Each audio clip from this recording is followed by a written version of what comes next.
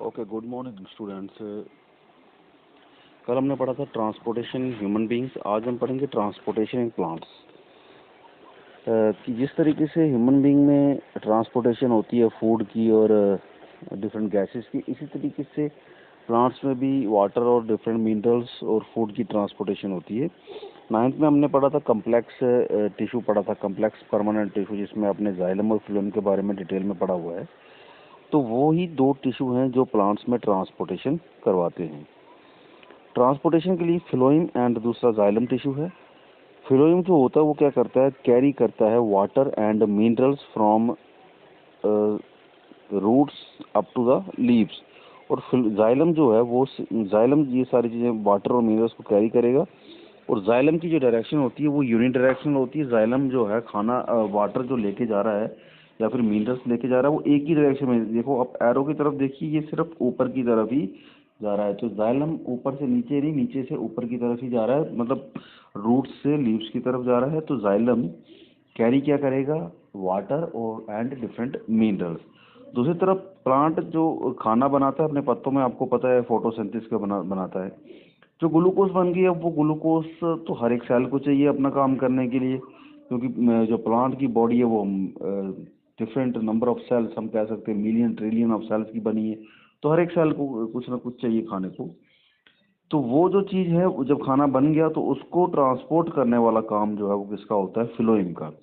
Phloem बाइडायरेक्शनल है। ये पत्तों से नीचे की तरफ भी चल सकता है इसका टिश्यू, और पत्तों से ऊपर की तरफ भी चल रहा है, मतलब ये एक डायरेक्शन में नहीं चलता, ये दोनों डायरेक्शन में सप्लाई करता है। ये सप्लाई फ्लोएम सप्लाई क्या करता है, फ्लोएम फूड ट्रांसपोर्ट करता है। फ्लोएम का काम है फूड को ट्रांसपोर्ट करना, जाइलम का काम है वाटर और मिनरल्स को। मतलब जाइलम रॉ मटेरियल ट्रांसपोर्ट करता है, जाइलम वो वाला हम कह सकते हैं ट्रांसपोर्टर है जो रॉ मटेरियल ट्रांसपोर्ट करता है फैक्ट्री तक। फैक्ट्री जो है वो ये है, पत्ते हैं। और फ्लोएम वो वाला ट्रांसपोर्टर है जो प्रोडक्ट जो बन गए हैं उसको मार्केट तक लेके आता है। तो फ्लोएम का वो काम है। फ्लोएम क्या करेगा, अब खाना जो बना है वो डिफरेंट सेल्स तक लेके जाएगा। तो ये काम किस तरीके से होता है, वाटर तो एब्जॉर्ब करेगा बाय रूट्स। प्लांट एब्जॉर्ब कर लेता है वाटर। अब प्लांट एब्जॉर्ब कैसे करता है, उसकी रूट्स एब्जॉर्ब कैसे करती है, और फिर वो ऊपर की तरफ चलता कैसे है। और आपने ट्रांसपायरेशन तो पढ़ा होगा। मैं आपको एक एग्जांपल बताता हूँ। आपके घर में एक टैंक है, पानी का छत के ऊपर रखा हुआ है, और आप क्या करते हो, उसमें एक कलर मिलाते हो, रेड कलर, कोई थोड़ा सा कलर। आप टैंक में रेड कलर मिला के उसको ढक्कन लगा के आ जाते हो, और आप देखना चाहते हो क्या वो जो रेड कलर आपने मिलाया था वो पानी में पूरा मिल गया कि नहीं मिल गया, क्या पानी का कलर रेड हुआ कि नहीं हुआ। तो उसके लिए आप क्या करोगे, उसके लिए आपको टैप खोलनी पड़ेगी। जब तक आप टैप नहीं खोलोगे तब तक आपको पता नहीं चलेगा कि क्या वो रेड कलर फ्लो कर रहा है कि नहीं कर रहा। लाइकवाइज प्लांट के केस में ट्रांसपायरेशन का होना बहुत ज़रूरी है, जिसको हम लॉस ऑफ वाटर कहते हैं। Transpiration means water loss. जब तक पानी का लॉस नहीं होगा तब तक ये नीचे से जो पानी एब्जॉर्ब नहीं होगा। जब तक ये लॉस नहीं होगा यहाँ से, तो पानी यहाँ से ऊपर की तरफ नहीं चलेगा। अगर आप टैप नहीं खोलोगे, टूटी नहीं खोलोगे, तब तक टैंकी का पानी नहीं चलेगा और आपको कलर का नहीं पता चलेगा। कलर मैं इसलिए बता रहा हूँ, कलर यहाँ पे मिनरल्स का काम कर रहे हैं। मतलब कलर इसलिए है कि पानी में जो मिनरल्स हैं वो आपको वो कलर इसलिए बताया है। तो अब जब तक यहाँ से पानी लॉस नहीं होगा पत्तों से, तब तक मिनरल्स जो होते हैं वाटर में डिजॉल्व होके ही फ्लो करते हैं, तब तक मिनरल ऊपर नहीं पहुंचेंगे। प्लांट जो मिनरल पे एक बार पहुंच गए उसको तो कंज्यूम कर लेगा। अब एक बार कंज्यूम कर ले तो दोबारा से उसको मिनरल चाहिए, तो दोबारा से मिनरल चलने के लिए वाटर लॉस होना बहुत ज़रूरी है। हम कहते हैं भाई, कुछ लोग कहते हैं वाटर लॉस क्यों करता है प्लांट, एक बार पानी ले लिया तो बहुत है, लेकिन उसको मिनरल्स डेफिशिएंसी हो जाएगी तो वो उसमें बहुत सारी बीमारी लग जाएंगी, प्लांट धीरे धीरे खत्म हो जाएगा। साथ साथ में कैपिलरी एक्शन होता है। कैपिलरी एक्शन क्या है, आप पेन लीजिए, खाली पेन आपका सिक्का सुक्का निकाल के सारा उसको पानी में डुबोइए, आप देखेंगे थोड़ी कुछ जो हाइट तक है पानी अपने आप उस पेन में चढ़ के आ जाएगा। उसको हम कैपिलरी एक्शन कहते हैं। थोड़ी हाइट तक तो पानी ऑटोमेटिकली चढ़ जाएगा। उसके बाद ये सक्शन प्रेशर क्रिएट होता है, वाटर लॉस होता है, और पानी जो है धीरे धीरे ऊपर की तरफ चलना शुरू हो जाता है। और पानी के साथ साथ क्या चलते हैं, मिनरल्स। इस तरीके से ट्रांसपोर्टेशन जो है प्लांट में होती है। नेक्स्ट जो आज हम पढ़ने वाले हैं, एक्सक्रीशन इन ह्यूमन बींग्स। इससे पहले हमने सर्कुलेशन पढ़ लिया, रेस्पिरेशन पढ़ लिया, डाइजेस्टिव सिस्टम पढ़ लिया। आज हम एक्सक्रीशन पढ़ेंगे। एक्सक्रीशन का मतलब क्या होता है? एक्सक्रीशन का मतलब होता है जो बॉडी में वेस्ट बना हुआ है उसको बॉडी से एक्सक्रीट करना, बाहर निकालना। उसके लिए हमारी बॉडी में अलग से सिस्टम, उसको हम एक्सक्रीटरी सिस्टम कहते हैं। कार्बन डाइऑक्साइड भी हमारी बॉडी का एक वेस्ट है जो किससे निकल जाती है? जो निकल जाती है थ्रू लंग्स। हमारी बॉडी में स्वेट जो पसीना बनता है वो भी एक वेस्ट है, वो हमारे शरीर स्किन से निकल जाता है। लेकिन कुछ वेस्ट ऐसे हैं जो वेस्ट लेफ्ट ओवर फूड जो पेट में बचा हुआ खाना है वो थ्रू एनस निकल जाता है। लेकिन जो खाना हमारा सेल तक पहुंचा, वो खाना जब बर्न हुआ, रेस्पिरेशन हुई, कार्बन डाइऑक्साइड बनी, वाटर बना, लकड़ियां जलाते हैं कार्बन डाइऑक्साइड बनती है, वाटर बनता है, साथ साथ में वहाँ पे ऐश भी तो बनती है। इसी तरीके से जब खाना जलता है, कार्बन डाइऑक्साइड बन रही है, वाटर बन रहा है, एनर्जी बन रही है, लेकिन साथ साथ में कुछ ना कुछ ऐसा मटेरियल, इनऑर्गेनिक चीज बनती है जो ब्लड में तैरती रहती है। अगर वो ब्लड में एक्युमुलेट हो जाए, इकट्ठी हो जाए, तो वो हम कह सकते हैं पॉइजन बन जाती है। और पॉइजन बन जाएगी तो हमें पॉइजन से तो हमें नुकसान ही होता है। उस चीज को जो है पूरा करने के लिए हमारी बॉडी में एक सिस्टम, इसको हम एक्सक्रीटरी सिस्टम कहते हैं, वो क्या करता है? एक फिल्टर का काम करता है, फिल्ट्रेशन का काम करता है। और ये जो वेस्ट बना है उसको फिल्टर कर लेता है, ब्लड से अलग कर देता है। खून से हम कह सकते हैं ब्लड से उसको छान देता है। वो एक्सक्रीटरी सिस्टम हमारा कंप्राइज करता है टू किडनीज, जिसको हम लेफ्ट और राइट किडनी कहते हैं। अब किडनी का दूसरा नाम रीनल भी है। तो लेफ्ट और राइट किडनी ये बीन शेप है, जैसे राजमा का दाना उसकी शक्ल की होती है। ये हमारी रीढ़ की हड्डी के दोनों तरफ होती है, इसको डॉर्सोवेंट्रल कहते हैं। एक ये जो है लेफ्ट किडनी है, लेफ्ट किडनी है, और ये वाली जो राइट किडनी है। किडनी में ब्लड पहुंचेगा, ब्लड पहुंचने के बाद किडनी में उसकी फिल्ट्रेशन होगी, फिल्ट्रेशन होने के बाद दोबारा से ब्लड जो है वापस हार्ट की तरफ चला जाएगा। और आपको पता है हार्ट में ब्लड लेने वाली जो पाइप होती है उसको क्या कहते हैं? वेन्स कहते हैं। और जो ब्लड लेके आए उसको क्या कहते हैं? आर्टरी। अब देखिए, जो ब्लड लेके आने, ये तो मेन अरोटा हो गया जो हार्ट से बड़ी वाली पाइप निकल रही है। जो किडनी में लेके जा रही है उसको कहते हैं रीनल आर्टरी। ये है लेफ्ट रीनल आर्टरी। इसी तरीके से राइट रीनल आर्टरी होगी। और जो यहाँ से ब्लड को कलेक्ट करके वापस लेके जाएगी, ये एरो वापस का मतलब हार्ट की तरफ जा रहा है। तो ये जो ब्लू कलर वाला है इसमें कौन सा ब्लड हो जाएगा? ये प्योर हो जाएगा ब्लड। मतलब इसमें कार्बन डाइऑक्साइड तो होगी, लेकिन इसमें वो चीज़ें नहीं हैं जिसको किडनी का काम था जो फिल्टर करना। तो इसमें से ब्लड जो है फिल्टर हो जाता है, इसमें से जितनी भी ऑर्गेनिक चीज़ें हैं वो सारी निकल जाती हैं, और ब्लड दोबारा से हार्ट में पहुंच जाता है, हार्ट से पूरी बॉडी में सर्कुलेट हो जाता है। फिल्ट्रेशन होने के बाद, फिल्टर जब हो जाता है, ब्लड तो चला गया, पीछे जो चीज़ बच गई, फिल्टर एक्सेस पानी, हम जब बहुत सारा पानी पीते हैं तो हमारे शरीर में थोड़ी पूरा पानी रहेगा, कुछ तो पसीने से निकल जाए, कुछ तो बॉडी एब्जॉर्ब करेगी, कुछ ब्लड में तो जितना है उतना ही रहेगा। अब जो एक्स्ट्रा वाटर है वो ये ब्लड जो है अपने बीच में से निकाल देता है। वो किडनी का काम है वो निकालना, और एक्स्ट्रा वाटर निकालती है। उसके साथ साथ बहुत सारे मिनरल्स भी होते हैं जिसको हम यूरिन कहते हैं। हमारे यूरिन में क्या है? यूरिया है। अब यूरिया हमारी बॉडी के लिए अच्छा तो है नहीं, अगर बॉडी में एकोमोडेट हो जाए तो प्रॉब्लम क्रिएट करता है। इसी तरीके से ये जो यूरिन है, ये यूरेटर्स, ये हैं अब किडनी से निकलने वाली दो पाइप्स, जिसको हम कहते हैं left ureter and right ureter. ये किडनी से निकलने वाली दो पाइप्स हैं। यहाँ पे धीरे धीरे धीरे करके, जिसको हम पेशाब कह सकते हैं, वो बनता रहता है, एक एक बूंद करके इकट्ठा होता रहता है, और इस पाइप के थ्रू इस ब्लैडर में इकट्ठा हो जाता है।